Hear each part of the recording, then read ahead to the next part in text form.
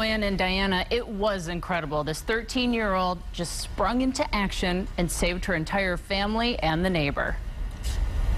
Christopher LeCarry was driving his children home from a Young Marines event in Utica. It was Sunday and the traffic wasn't bad, but still busy at 3:30 in the afternoon. I do remember sort of just staring forward and hoping that we would get home soon. It had been a long drive. And that's the last thing he remembers. LeCarry started having a seizure and shaking uncontrollably while his 4 kids, ages 5 to 13, and a neighbor girl were in the vehicle. I just yelled I was like, "Dad, Dad!"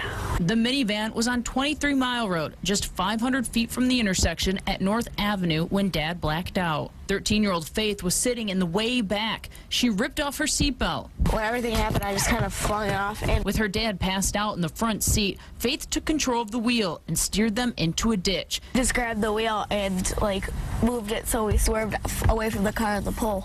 They managed not to crash into anyone else. My biggest fear was that they were all injured and the other girl in the car, like, oh my God, that's not even my child, that's someone else's child. There were only minor injuries. The only damage to the minivan, a cracked front bumper and the windshield where Faith knocked her head. She's okay. She says just glad her family is alive. But I'm just happy they're all alive. I knew that my daughter was something fantastic, but I really didn't know that she was that fantastic.